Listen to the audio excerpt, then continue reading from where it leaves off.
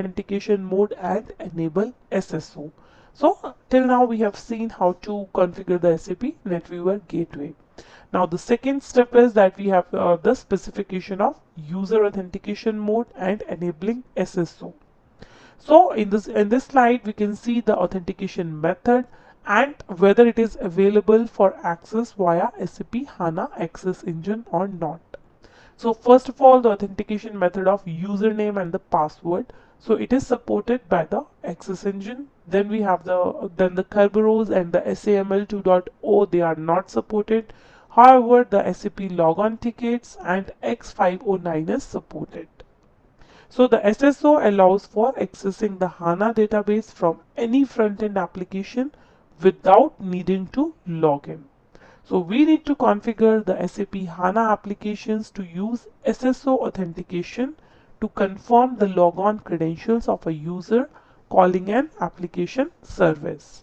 So SAP HANA supports SSO certificates based on SAP logon tickets and X509 as the logon authentication method. So the SAP HANA Trust Store contains the root certificate authority that is used to sign the trusted certificates required for SSO authentication. So to enable the SAP HANA applications to use SSL or the HTTPS to secure both incoming and the outgoing connections, we must maintain the SAP Web Dispatcher profile. Then the SAP HANA applications can use SSO authentication with X509 certificates or SAP logon tickets to confirm the logon credentials of a user calling an application service. So the steps of it are that first of all we have to maintain the SAP HANA Trust Store. Then we have to maintain the internal Web Dispatcher profile to enable SSL and HTTPS. Then we have to choose the SSO authentication method and configure the trust relationships. And lastly, we have to maintain the SSO provider for SAP HANA Access.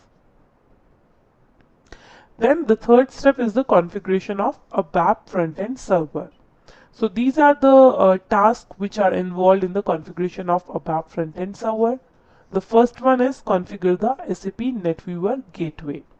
So then the second one is to configure the central UI add-on, then configuring the product specific UI add-on. So the SAP NetWeaver gateway needs to be configured for the SAP Smart Business Sales Order Fulfillment app only. So we can notice the steps to configure the front-end ABAP server are exactly the same as transactional apps and the fact sheets. Because these steps were already covered in detail in my previous session, so we will only highlight the steps here and point out that configuring SAP NetWeaver Gateway when using the Analytical app is only necessary for one hybrid app, that is the SAP Smart Business for Sales Order Fulfillment. So because the SAP Smart Business for Sales Order Fulfillment is considered a hybrid app, it is the only analytical app that uses the SAP NetWeaver Gateway as well as the HANA Access Engine. So we should understand by now that all the analytical apps need to access the Access Engine. However, this particular app needs SAP NetWeaver Gateway because the request need to be sent to the ABAP backend server. So for all other analytical apps, this configuration is not required. So we can see that the SAP Smart Business Sales Order Fulfillment app tile from the Launchpad is an analytical app. So when a user selects the app to open it further, they are presented with the features and the functionality of a transactional application. Hence, this is a hybrid app that utilizes the features of the analytical app for the Launchpad look and then uses the transactional app features for further drill down information. So this concept of drilling down into the apps isn't specific to this one hybrid app. In fact, all the smart business apps are start as a KPI tile on the Launchpad and upon drill down do so into an analytical app. So what makes this hybrid app special? Is it an analytical app drilled down into a transactional app? So to date, this is the only SAP Fiori app that acts as a hybrid and needs the SAP NetWeaver gateway configuration. So now let's see the steps to configure these one by one. So first of all, we have the configuring the NetWeaver gateway. So this step we have already seen in the configuration of the transactional apps and the fact sheets. So we will not go into the system and see how we have to activate. Rather, I will just explain it using the slide. So the steps involved are we have to connect the SAP NetWeaver gateway to the SAP Business Suite via the trusted RFC. So we have to create a system alias for the application. Then we have to activate the OData services, and then we have to specify the language settings. So all these things we have already covered in detail when we were like discussing on the session in configuration of transactional apps and the fact sheets. After that, we have the configuring the central UI add-on. So we configuring the SAP Fiori Launchpad comes under the configuration of central UI add-on. So the first thing to configure in the ABAP front-end server is the central UI add-on, which houses the SAP Fiori Launchpad.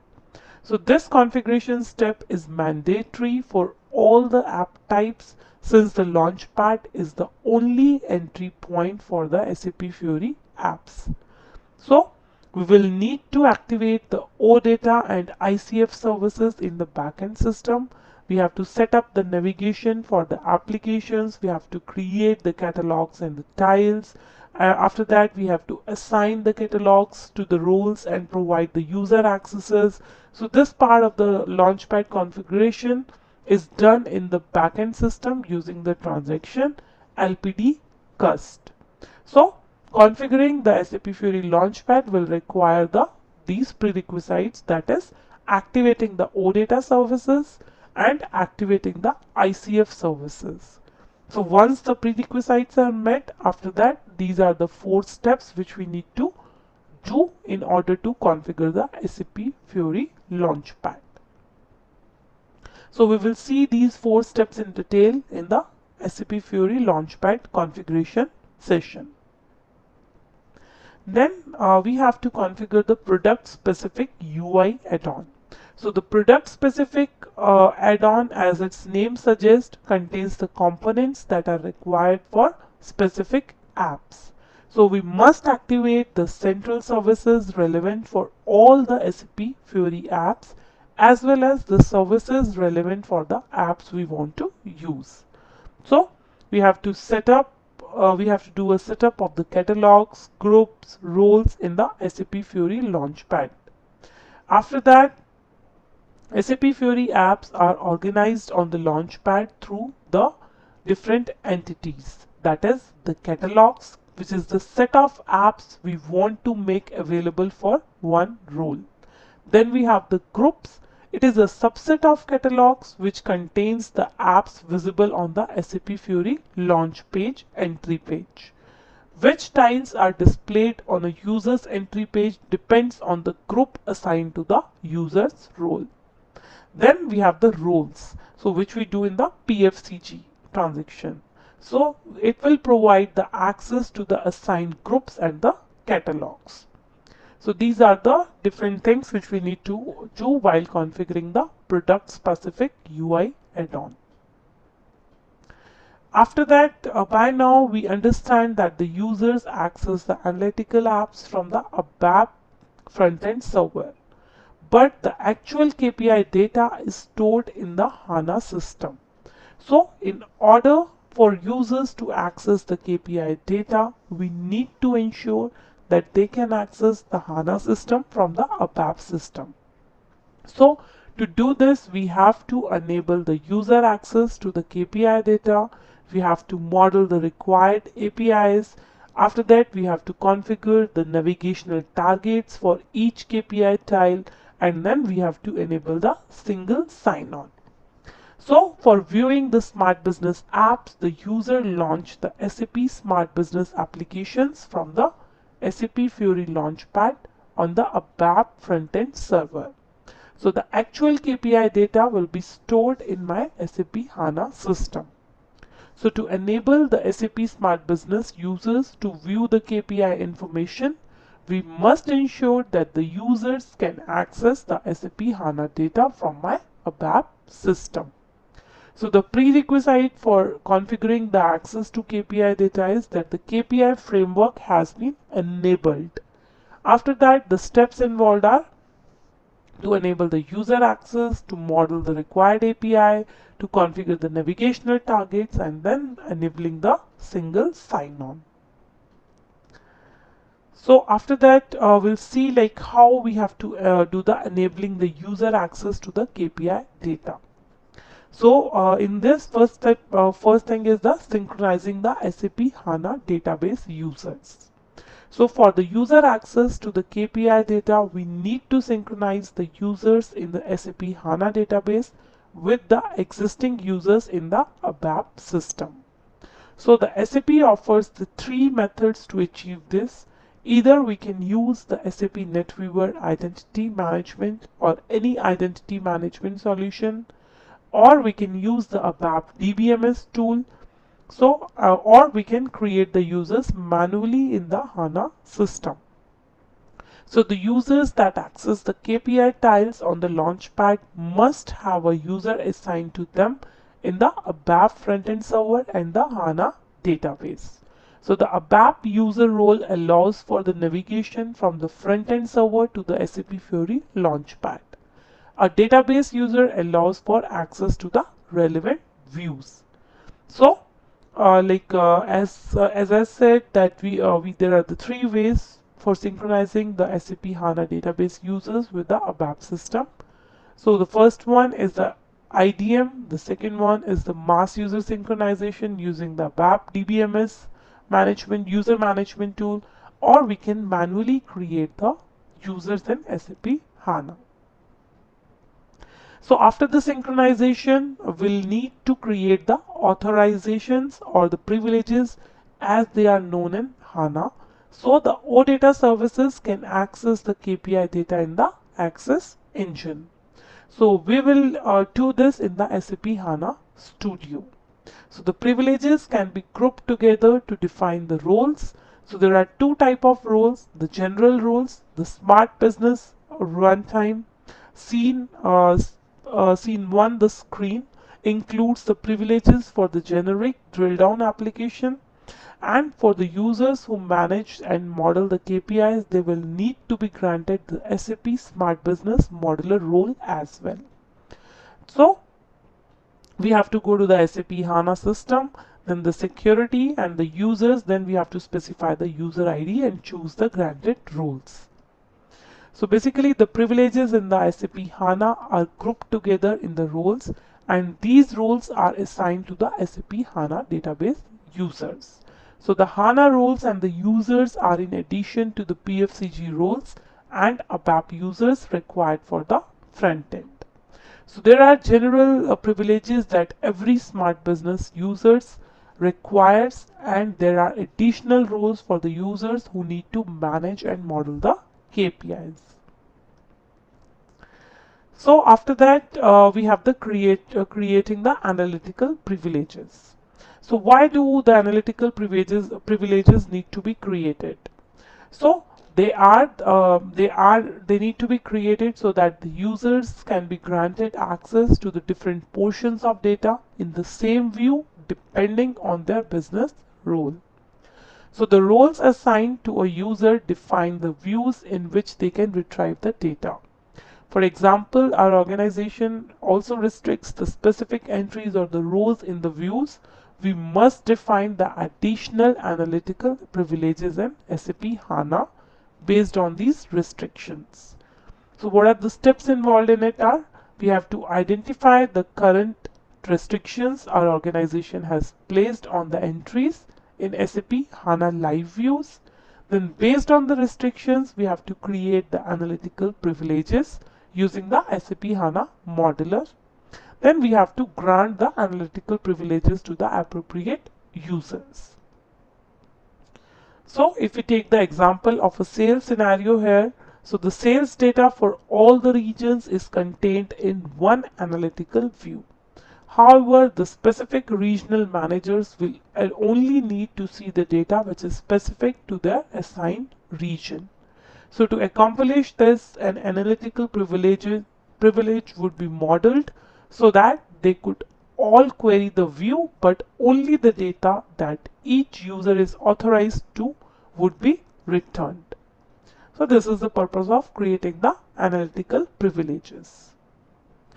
After that, let's come to the modeling of KPIs. So modeling KPIs means explicitly defining what KPI information will appear in the SAP Fiori tiles and how it will be visualized. So KPIs need to be explicitly defined, and this is achieved using the KPI modeler tool. So this tool is included with the SAP Smart Business. So the modeler tool walks us through the process depicted in the screen. So we access the KPI modeler tool, create the desired KPI, create any variants or the evaluations. We assign the authorizations to the users, then we activate the KPI, assign the visualizations, and we configure the generic drill down app. So after all the prerequisites are met, we need to activate the business functions in customizing for your business suite application under the activate business functions. So basically these are the steps which are involved into my KPI modeling. So from the reverse proxy, we have to open the KPI modeler. So the URL should look like this. After that, we have to create the required KPIs, then we have to create any required variants, then we have to assign the authorizations, we have to activate the KPIs, we have to assign the visualizations, and then we have to configure the general drill down app for the KPI. So in the screenshot below is a screenshot from my KPI modeler tool. So my KPI modeler tool look like this, and it comes with the Smart Business, like SAP Smart Business. So for modeling the KPIs, there are certain prerequisites. So before we can use the KPI modeler, we have to make sure that the installation and the configuration of SAP Smart Business according to the administration guide is done. So the necessary view in SAP HANA Live, including an OData service. So the KPI view, we have to create a HANA Live query view, and after that the OData service. So basically we have to create one OData service for all KPI views for a group of KPIs.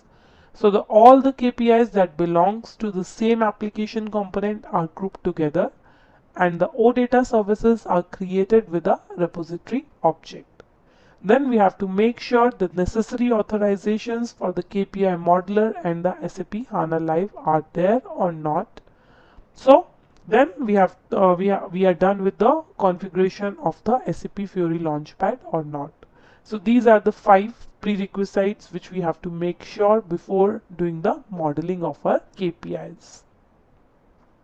After that, this is the KPI definition. So this screenshot, we can see the 4 things. The first one is the KPI text, which is actually the KPI name in the KPI definition in the modeler. After that, we have the KPI variant. So this is my variant text. So it is a evaluation text in the evaluation definition in the modeler. After that, we have this tile color. So the tile color is based on the threshold definition in the modeler. Then we have the scaling factor. So the scaling factor is based on the definition again in the modeler. Then this is how we can access the KPI modeler. So we can launch the KPI modeler via this URL. So when we go to this URL, so we will be able to select we can either click on the KPI to see the details on the right. So we can click on that, and after that we can select the grid or the list view to look at the KPI. Then again, there are certain prerequisites that for the modeler to work with the drop-down list, the user who has the modeler role will need to have authorization to the metadata of the OData service, which is used in modeling a KPI. So we will need to have access to the to read the metadata of this OData service. So without this authorization, the drop down for the entity set, the measure, the variant fields will not be populated. However, the user need not have access to the data behind this view. Then how we can add a new KPI. So to add a new KPI, we this is the screen which is showing the, if we click on the add new KPI, so we will be going on to this screen. So the first one is the KPI code. So my KPI code is a unique ID for my KPI. The ID must contain the full path to the KPI storage location. Then we have the KPI title. So we have to enter a title here. So this title will appear in the KPI header. Then we have the improvement direction. So this indicates the optimal value of the KPI for the application. Then we have the value type. So it defines the form in which the KPI is displayed. That is a number, quantity, or the currency. Then we have the OData path. So it is the path of my OData service file. Then we have entity set. It will provide the input parameters for the SAP HANA calculation view. Then we have the measure. So the measure we want to monitor in the KPI. After that, how we can create the evaluation variant. So to create a new evaluation variant, or we can apply an existing variant. So there are two things what we can do. Either we can create a new one, or we can apply an existing variant. So this screen is showing us the like when we click on the add evaluation, so it will show me the screen. So first we have to enter the variant ID, which will provide the path of the variant like the KPI code. After that, we have the variant title. We have to enter a meaningful title that helps to identify the purpose of the variant. After that, we have the OData path. So it will automatically be populated. If not, then we have to provide the path of the OData file. Then we have the entity set. So it will be automatically populated from the KPI definition. Then we have the filter settings. So we have to select the dimensions as filter and provide the values here. Then we have the input parameters. So my input parameters specify all the required input parameters expected by our calculation view. So we need to provide the values for all the input parameters. After that, how we can define the evaluation parameter.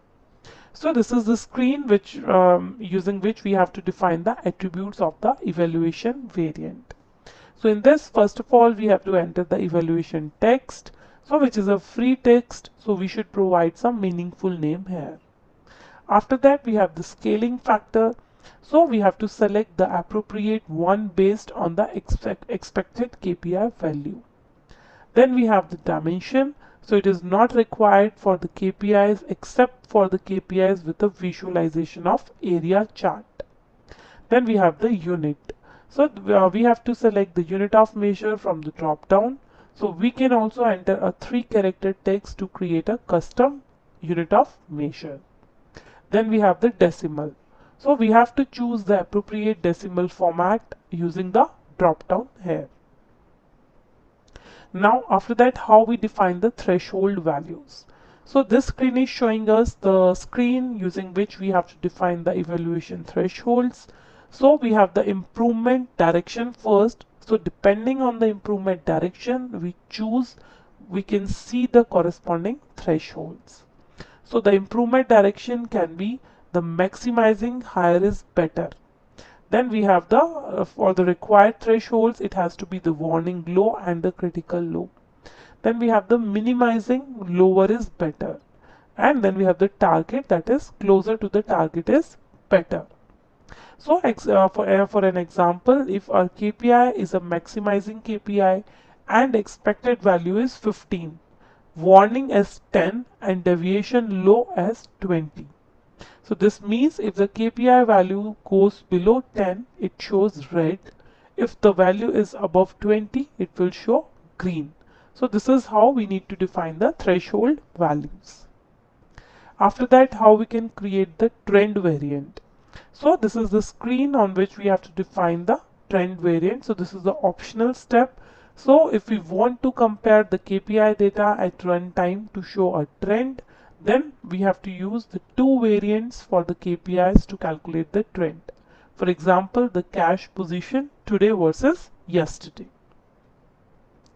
Then we have the user and the role assignment. So we have to set the authorizations. So this is the optional step again.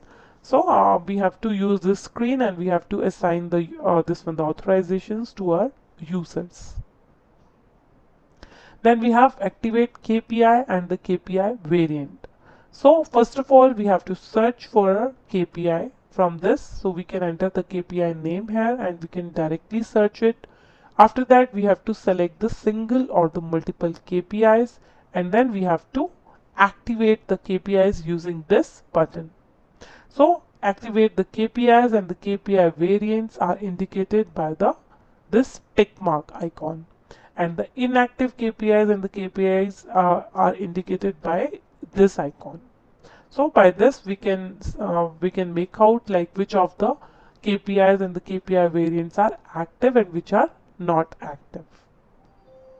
Then we have the grouping. So we can select one or multiple KPIs and the KPI variants, and we can group them. So first of all, let's say we have to select them, and then we have to press the group button in the upper right corner. So on this screen we can see the highlighted icon, which is for grouping. So the left side shows the KPIs previously selected. We have to assign the KPIs to a folder on the right side, and we have to press save and close after that. So we can see here, this is the icon for the grouping. After that, once we have done that, then we have to press save and close from here. So once we have selected the one or the multiple KPIs and the KPIs variant, we have to press the assign group button in the lower right corner. So once we have selected, so we can click on this assign group, and the left side shows the KPIs previously selected. We can assign the KPIs to a folder on the right hand side. So this is basically there are the two ways of grouping it. So the first one is the icon on the top right corner, or we can group it using the assign group option.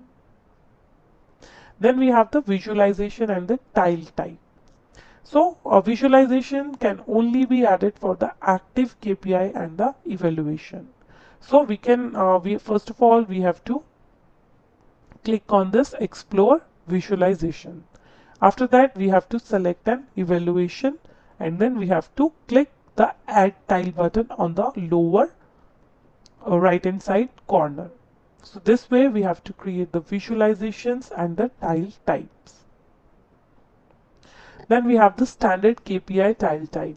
So these are the different KPI tile types which we have. That is the point value tile, we have the deviation tile, we have the contribution tile, and we have the trend tile. So these are the four type of different tiles which are there in the KPI modeler. Then we have the configure the generic drill down, like how we can configure the drill down. So basically on the manage visualization screen, so we have to click on this drill down option, and after that we have to configure the details using the lower left hand side icon. So once we will click on this, we will be getting the configuration window open up, wherein we can configure the drill down for the KPIs. So this is how we can configure the generic drill down. So first of all, we have to activate the header detail, we have to activate the filters, then we have to define the views, default views, and the chart types, and then we have to define the view name, measures, and the dimensions. So this is how we need to configure the generic drill down in the while modeling our KPIs. So this is the end of this session. So in this session, we have seen the what is the use of a HANA Access Engine, what is the high level architecture of the HANA. Then we have seen the VDMs, what are the VDMs. Then we have seen what are the configuration steps for my smart business apps or my analytical apps. Then we have covered the KPI modeling in detail. Like what are the different options are there when we are configuring the KPI, when we are configuring the KPIs using the KPI modeler. So this is the end of the session. Thank you.